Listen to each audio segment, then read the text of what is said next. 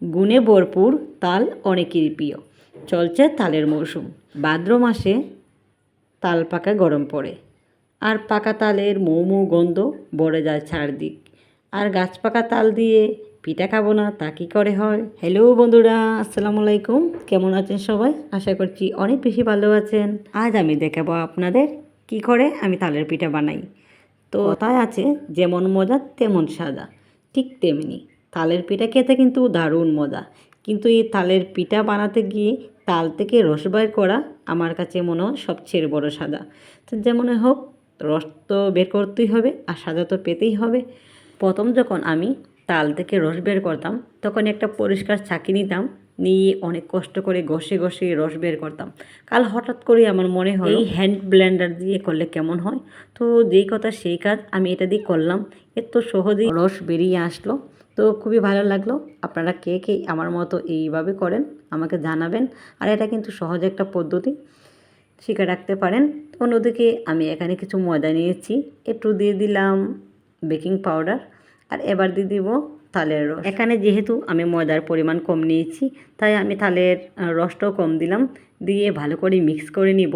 ভালো করে মিক্স করার জন্য বারবার কাইকে মেজে নিতে হবে। আর এখানে আমি একটা চুলায় বসে দিচ্ছি কুসুম গরম পানি।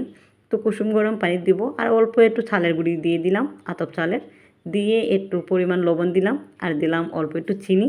দিয়ে ভালো করে মেখে নিব বারবার, যতক্ষণ না পেস্টটা ভালো আসে ততক্ষণ পর্যন্ত। এবার আমি একটা পাতিলে বেশ কিছু চিনি নিলাম, নিয়ে অল্প একটু পানি দিলাম, দিয়ে বারবার নেড়ে ছেড়ে দিলাম। চিনিটা আটালো ভাব হয়ে আসার আগ পর্যন্ত অল্প আগুনে বারবার নেড়ে ছেড়ে নিতে হবে, যাতে একটা আটালো ভাব আসে। এই যে আমার চিনি রস হয়ে গেছে, সব চিনি গলে একদম আটালোভাবে হয়ে গেছে। এবার আমি এটা রেখে দিব। আর অন্যদিকে আমি তেল বসিয়ে দিয়েছি। এবার আমি মেখে রাখা ময়দাকে অল্প অল্প করে দিয়ে দিব গরম তেলে। এখানে আমি ছোটো ছোটো পিঠা বানিয়ে নিয়েছি। আর অন্যদিকে তো আমার মেয়ে, অন্যদিকে আমার স্বামী তো বারবারই আসছেন, পিঠা হয়েছে কি না উনি খাবেন। তো যাই হোক, ওরা মজা করে খাবে, সেজন্যই আমার করা।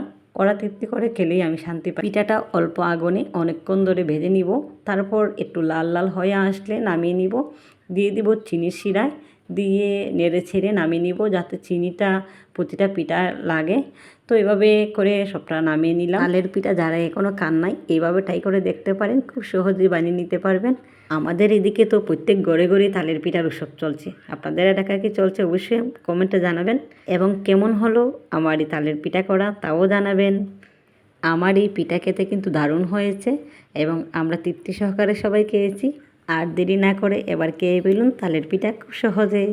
তো আজ এই পর্যন্তই, সবাই ভালো থাকবেন। আসসালামু আলাইকুম।